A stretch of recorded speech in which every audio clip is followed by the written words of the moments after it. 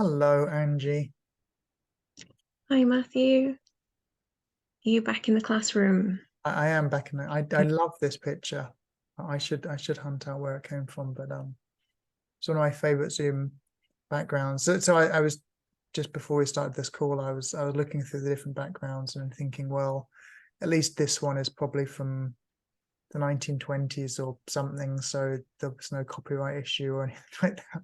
Always, always concerned. So but Yeah. yes, it's particularly good. And particularly relevant at the moment with technology and chat GPT and large language Yeah. models and all those things. What do you need to learn, and what can you just have filtered for you? Maybe Yeah, not directly into your exactly. brain at the moment, but anyway, um, Anyway, that's not. That's yeah. that's not the topic. So what is the topic today? Well, it's you, Matthew. Um, My least favorite topic you've chosen, Angie. Um, okay. we've we've recorded some conversations about advice that you've got from your years of experience with cancer. Yeah. Um, You but say I that was almost thinking as if years of experience is a positive thing. it, My years of it's a experience with cancer is particularly unpleasant. you're sort of milking the usefulness out of it. So Yes. Yeah, that that's a good way of that's putting it. a positive aspect you've created, I think. Mm, mm. Yeah, that's a cool way of looking at Um, I'd rather you didn't have cancer. That would be it. nice. But Yes. um, but yeah, in getting into the detail of things, I don't think I've really asked the last few times properly how you are and how you're doing. Mm, that's a yeah, tricky topic. Um, when you're stage 4, because everything is just like getting through the next little bit. So it's this like you're in this kind of weird limbo thing. And as far as so there's this thing we talked about called SOC, standard of care. And as far as Mm, like standard of care is concerned for stage 4 cancer, like the medical guidelines, it's kind of keep the patient comfortable and keep them going a bit. There's no kind of expectation or culture about like getting better, um, which is kind of weird because, like, at least for me, physically, I mean, and particularly recently, I'm doing really well. Not athlete fit yet, but definitely getting there. I'm yeah, fitter and stronger than I've been for a long time. Um, Fitter and stronger is than that I've been for years before cancer. Um, just because of yeah, focusing more on really getting into shape. And I think it's now easier than ever before because we have YouTube to give us guidance and that kind of thing. So mm, that doesn't kind of like mesh with the idea that I've got stage 4 cancer and I'm gonna have it until I'm not around anymore, and that might be quite soon or quite far in the distance. Nobody knows. Um, yeah, so it's a bit of a mental tangle. If you could open up my head, you'd just see like spaghetti or something. I don't do that. But yeah. so see like a massive cognitive spaghetti. Um, because I mean, recently I feel pretty good. The scans have been good recently. Um, so I had kind of some borderline bad scans, bad relatively speaking. So when I have what I call bad scans, those are scans that many stage 4 cancer patients would be very jealous of. Um, and then the last scan was pretty good. I had a long meeting with a diagnostic radiographer, um, who was saying that in her opinion of my PET scan, which is the nuclear scan, based on her very, very long experience, it was pretty good. Because it's very hard looking at the scans to like know if something's grown or shrunk or disappeared, or if something's cancer or not. And stage 4 cancer means like the cancer spread like far from where it started, so then like everything is suspect. So like when you have a maybe like after having the flu or something, you might feel the people say like, oh, your glands swollen in your neck, but so you might get lymph nodes that are a bit swollen. It's like, is that cancer or is that just being run down? So everything is suspect. So that's kind of this weird thing. And I guess, yeah, that's why I often like skirt over the issue of like how I'm actually doing, because I feel I'm doing really well at the moment. I'm physically doing well. There's sort of relative ways to Exactly. give an answer to that, and yeah. And if I think this time, so now is August 2023. If I think like, what was it, 4 years ago, August 2023, I was in hospital in north of Japan after having like half my liver removed and my gallbladder with massive liver resection. And yeah, kind of, at least it felt like I was fighting for my life at that time. I got a blood infection, not bad, but to me it seemed very bad, like body twitching and shaking. I had a drip into my neck, and that became infected, as it often does, particularly for cancer patients.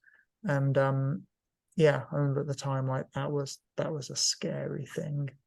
And now it just feels like no big deal. Like all this stuff feels like, well, I mean, it was it was a big deal at the time, and that should have been, and that sounds like a good contrast to think to back then, how unsure and physically difficult yeah. things were to now.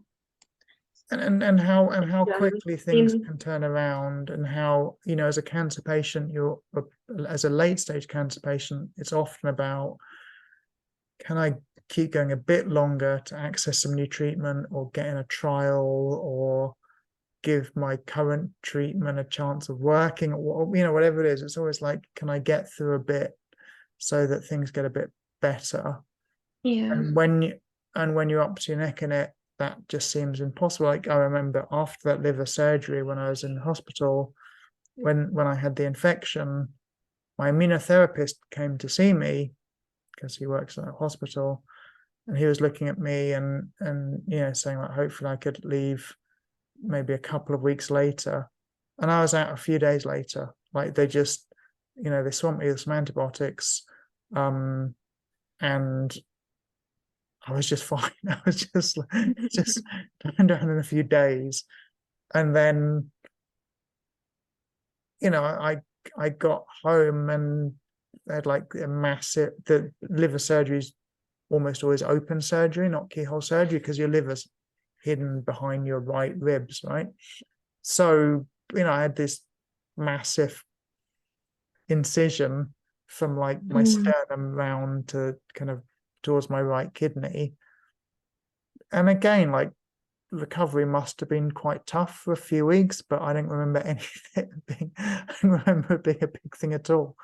But at the time, it must have been huge. I mean, trying to There's a get lot of walking muscle again. that would be cut through. Absolutely, yeah. Well, yeah. So you've got that kind of pain and discomfort of your abdominal muscles kind of knitting together again, trying to walk again, and all that kind of stuff. And it just, I just don't remember it being a big thing at all. And in many ways, the 7 years is like, it's overall, it's been fine. I mean, there have been some extremely low points, but I'd have to like try and think a bit about them to kind of tell you. I mean, I intellectually I know there are some really, really, really grim points, but I can't really recall them properly. I could, if I thought about it and looked through my Wow. notes or whatever. But that's terrible. Like if someone said, "What's it like having stage 4 cancer?" I say, "Oh, it's fine." I mean, part of that is the immunotherapy in Japan. And what I mean by that is, and particularly for me, because I help international patients come and access the treatment here. I've met a lot of Japanese patients as well. I've seen people come in a really, really bad way and they're still doing okay years later. And that gives me a lot of kind of confidence. And the immunotherapy team is extremely confident because they've been doing it for like 30 years now. And they have, a whole bunch of stories of like, patients who, for all intents and purposes, were cured of late stage cancer. I mean, technically, maybe would have dormant tumors and that kind of thing. But patients who went on to live a full life expectancy with this treatment. And possibly I'm going to be one of those patients. I don't know.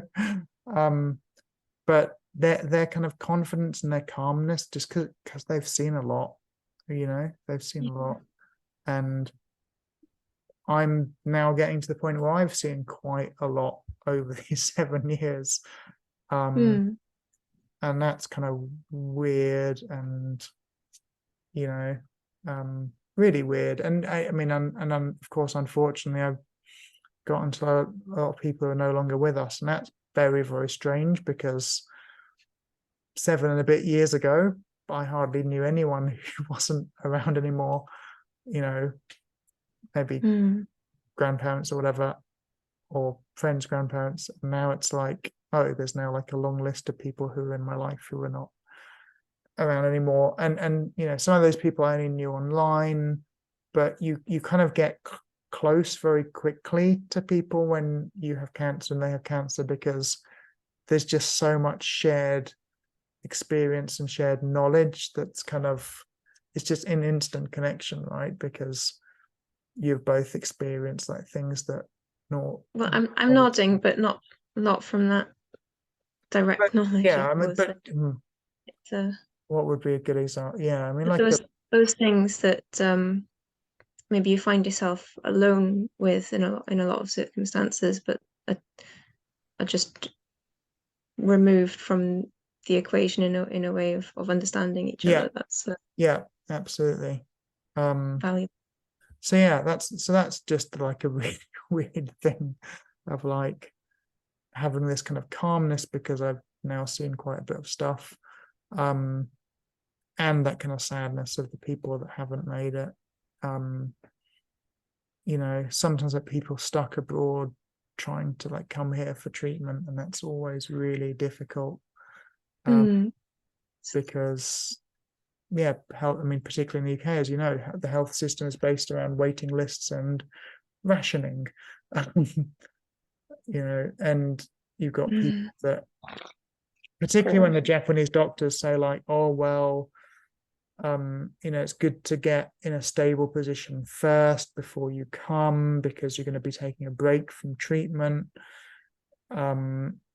when you come here. So it makes sense to have like a stable treatment that you're going back to. And then, months pass and they're still on a waiting list or whatever. And then, and then there are no more messages, and then you check with the family and find they didn't make it. And it's like, and that's happened quite a few times and doesn't get easier, doesn't get more palatable. It's just a really, really unfortunate thing. So you run a group.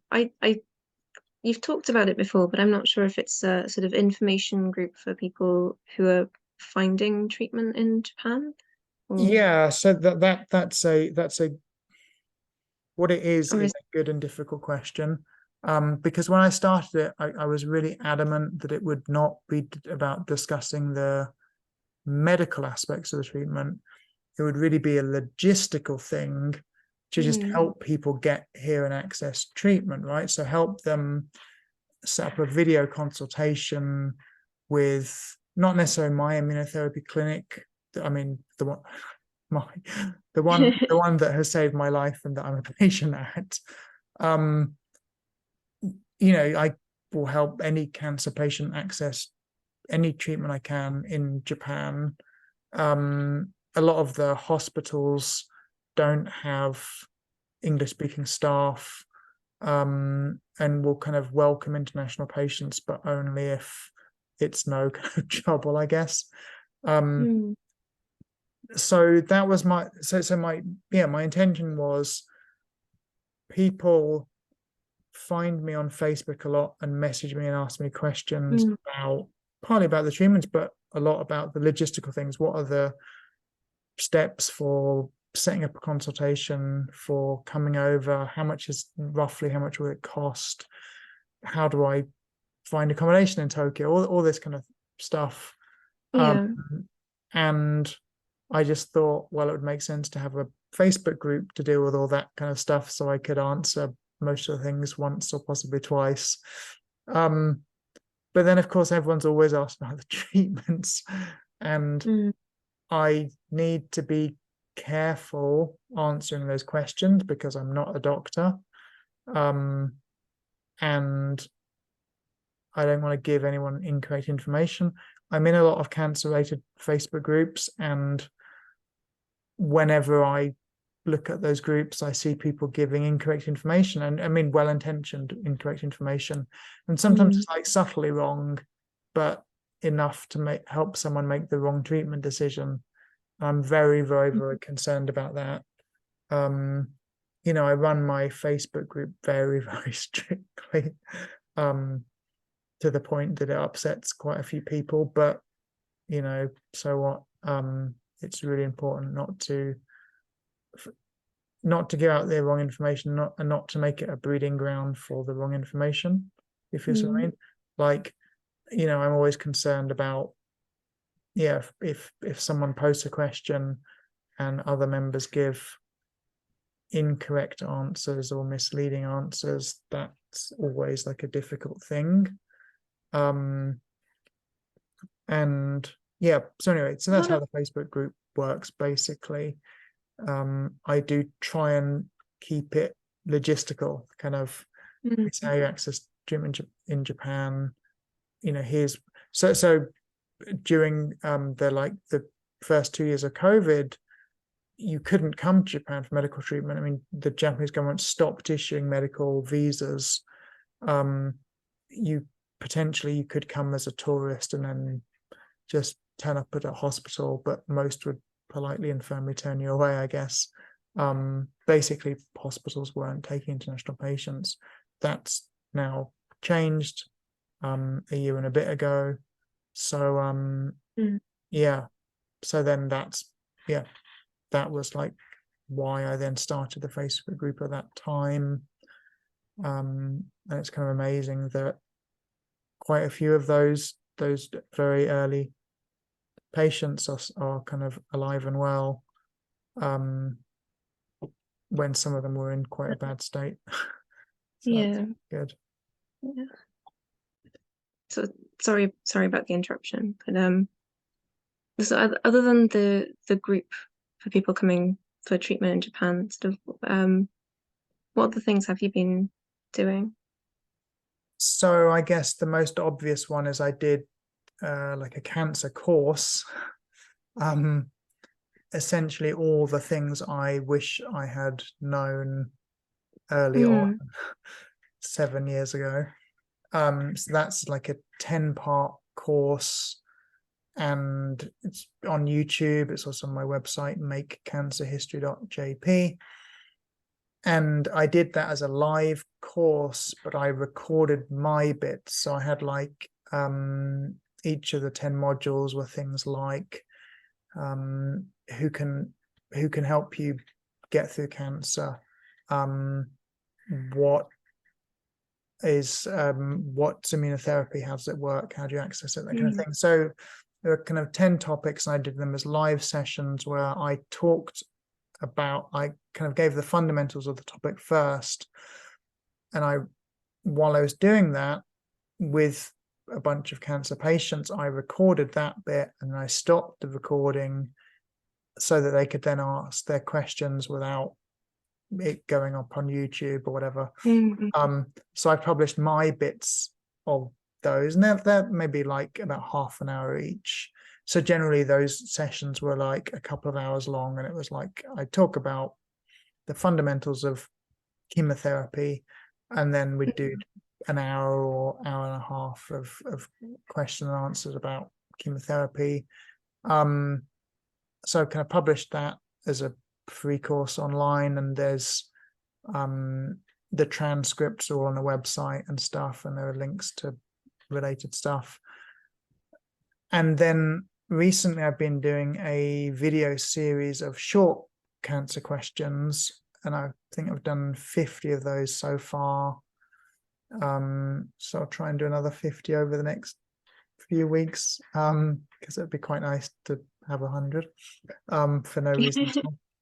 Just because I'd like 100 of something. So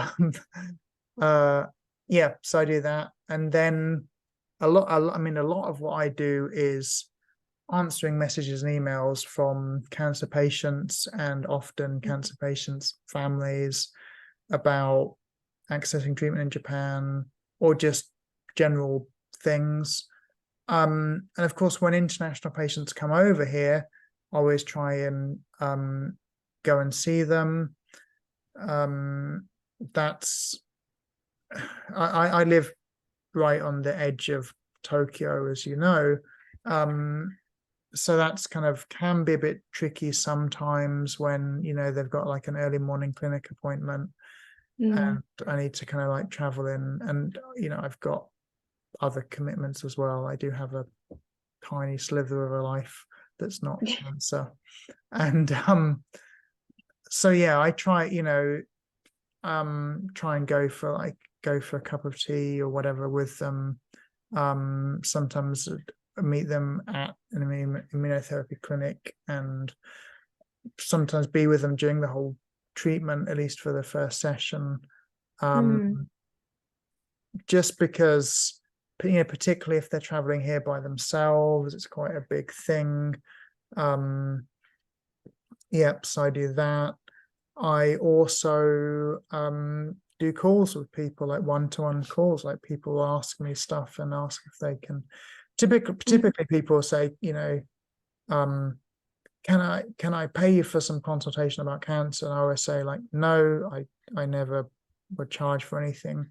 And someone asked me about that recently, because a cancer patient, right? A lovely cancer patient, and she was saying, like, oh, there were these people on the web, cancer patients, who are like charging for this to help cover the cost of their treatment, for example.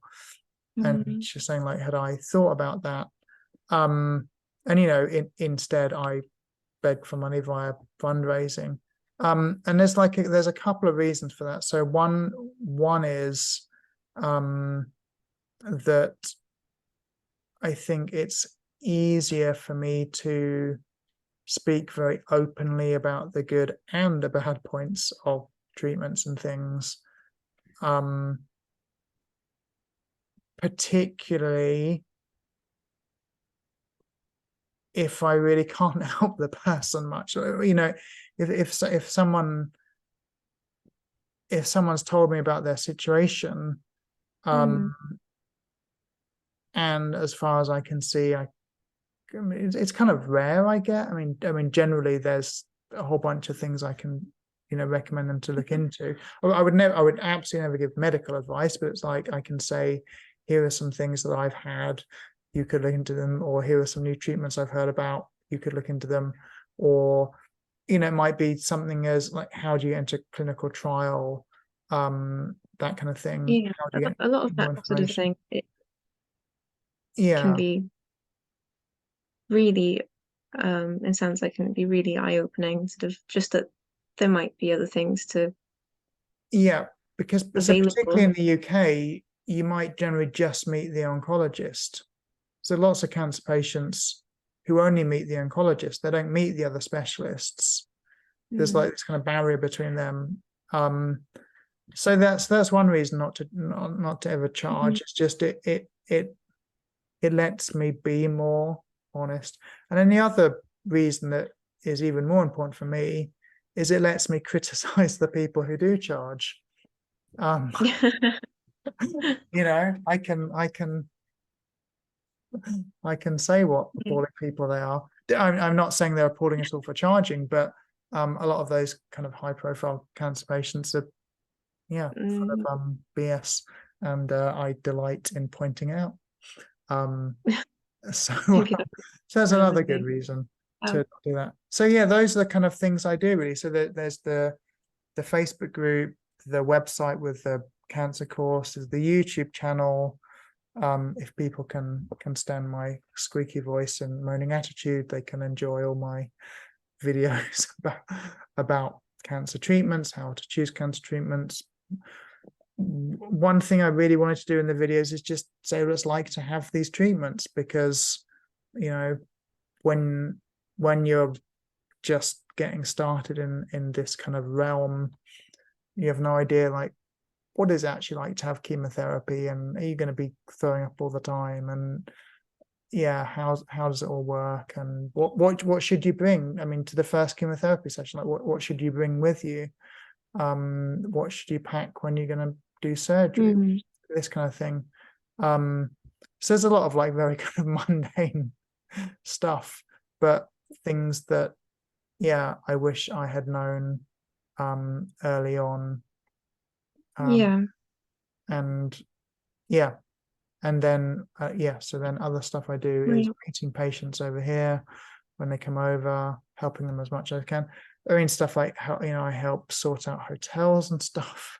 I've helped with like a lot of food issues, like where do you buy things.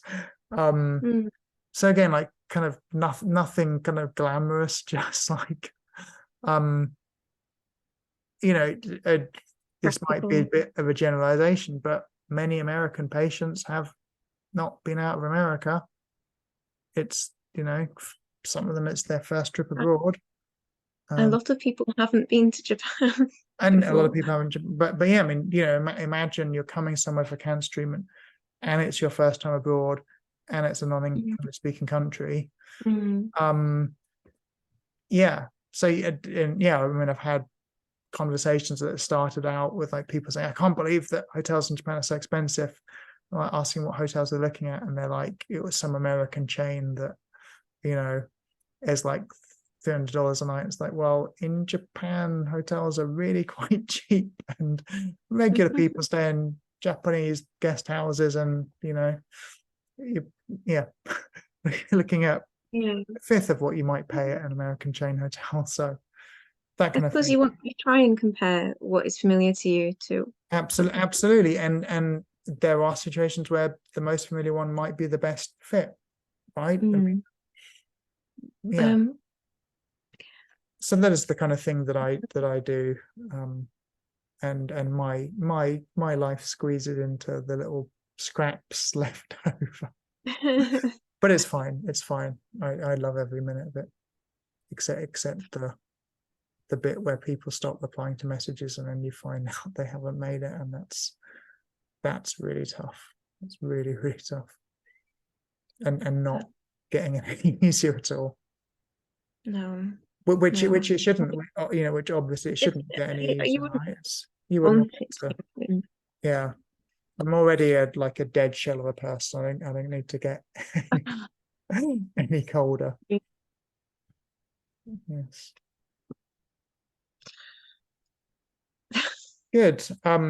Should we wrap up? Any final things? Sorry, I was distracted by the cat, so I didn't tell you that you're not cold, but you're not cold.